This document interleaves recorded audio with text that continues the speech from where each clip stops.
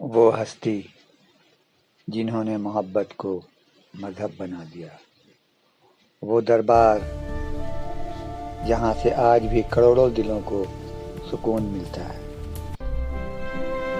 آئیے جانتے ہیں خواجہ غریب نواز رحمۃ اللہ علیہ کی روحانی زندگی کا حیرت انگیز سفر۔ آپ نے علم دین حاصل کرنے کے لیے بخارا اور سمرقند کا سفر کیا، پھر آپ کو اپنے مرشد حضرت خواجہ عثمان ہارونی رحمۃ اللہ علیہ کی صحبت نصیب ہوئی، جنہوں نے آپ کو روحانیت کے اعلیٰ مقام تک پہنچایا۔ خواجہ غریب نواز رحمۃ اللہ علیہ اپنے پیر و مرشد حضرت عثمان ہارونی رحمۃ اللہ علیہ کی خدمت میں نہایت تندہی عقیدت کے ساتھ ایک غلاموں کی طرح رہتے تھے۔ راتوں میں سو نہیں پاتے تھے، صرف اس لیے کہ کب کس وقت ان کے مرشد کو کسی چیز کی حاجت ہو جائے۔ دن گزرتے گئے، آپ کی خدمت گزاری کا جذبہ بڑھتا گیا۔ روایت ہے کہ ان کے پیر و مرشد حضرت عثمان ہارونی رحمۃ اللہ علیہ لوگوں کی بھیڑ بھاڑ سے بچنے کے لیے اپنے ظاہری کمالات اور کرامت پر پردہ ڈالے رہتے تھے۔ دور دور سے لوگ آپ کا نام سن کر آتے، مگر جب دیکھتے کہ ان سے کسی کشف کرامت کا اظہار نہیں ہو رہا ہے تو نا امید ہو کر واپس لوٹ جاتے۔ پھر یہ قصہ مشہور ہو گیا کہ حضرت عثمان ہارونی رحمۃ اللہ علیہ صرف ایک دنیا دار شخص ہیں، روحانیت سے ان کا سروکار نہیں۔ خواجہ غریب نواز رحمۃ اللہ علیہ بھی اپنے پیر و مرشد کا دن رات مشاہدہ کرتے رہتے تھے۔ اتفاق کی بات کہ آپ نے اتنے دنوں میں لگ بھگ 2.5 سال کا عرصہ اپنے پیر و مرشد کی کوئی کرامت اپنی نظر سے نہیں دیکھا۔ پھر ایسا وقت بھی آیا کہ حضرت عثمان ہارونی رحمۃ اللہ علیہ کے مرید ان سے اس بات پر ناراض ہو گئے کہ ابھی تک انہیں دست غیب نہیں بخشا ان کے پیر و مرشد نے۔ ان سارے مریدوں کے خیال میں حضرت شیخ ہارونی رحمۃ اللہ علیہ کا باطنی علم سے تعلق نہیں ہے، یہ صرف ظاہری علم رکھتے ہیں۔ یہ بہت کڑا اور نازک لمحہ تھا۔ لوگ خواجہ معین الدین چشتی رحمۃ اللہ علیہ سے بھی کہتے تھے کہ تم اپنا وقت فضول برباد کر رہے ہو، یہاں کچھ نہیں ہے، یہاں سے تمہیں کیا ملے گا، جاؤ کسی اور دروازہ دیکھو۔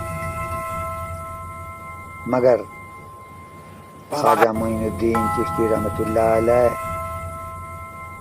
ان سارے بدگمان لوگوں کو سخت جواب دیتے اور پورے ذوق و شوق کے ساتھ اپنے پیر و مرشد کی خدمت کرتے رہتے۔ ایک بار کا ذکر ہے کہ ان کے مرشد حضرت عثمان ہارونی رحمۃ اللہ علیہ نیشا پور سے باہر تشریف لے گئے۔ حضرت خواجہ معین الدین چشتی رحمۃ اللہ علیہ کا یہی معمول تھا کہ آپ ہر وقت دن رات اپنے پیر و مرشد کے ساتھ لگے رہتے تھے۔ اس مرتبہ بھی سفر کے درمیان آپ ان کے پیچھے ان کا سارا سامان لیے ہوئے اپنے سر پر اس طرح سے چل رہے تھے جیسے کوئی غلام اپنے آقا کے ساتھ جاتا ہو۔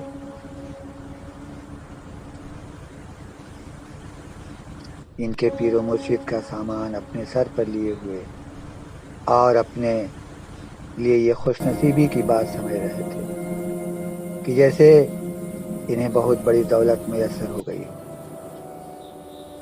ان کے پیر و مرشد نے ایک ویران جگہ میں قیام کیا، پھر ایک عجیب سے لہجے میں خواجہ غریب نواز رحمۃ اللہ علیہ سے کہا کہ اے معین الدین، سارے لوگ چلے گئے، تم ہی جاؤ۔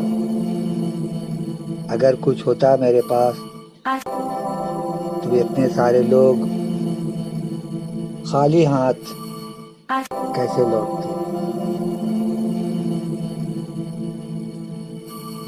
تم بھی کتنی سال سے میرے پیچھے لگے ہوئے ہو، ناکام اور نامرادی میں ہو، تم نے کیا پایا مجھ سے؟ خواجہ غریب نواز رحمۃ اللہ یہ سن کر بلک اٹھے اور کہا، دنیا میں آپ کے سوا میرا ہے کون؟ اب میں آپ کو چھوڑ کر کہاں جاؤں؟ اور دوسرے در پر جاتے ہوئے مجھے شرم بھی دامنگیر ہوتی ہے۔ حضرت خواجہ غریب نواز رحمۃ اللہ علیہ کا جب یہ جواب سنا تو ان کے پیر و مرشد حضرت عثمان ہارونی رحمۃ اللہ علیہ جذباتی ہو گئے۔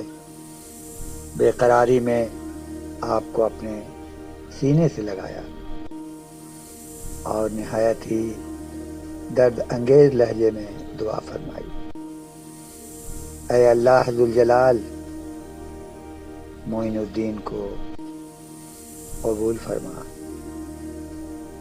اس نے میرے بے سر و سامانی کے باوجود بھی میرا دامن نہیں چھوڑا۔ یا اللہ، اسے زمین پر اکیلا نہ چھوڑو۔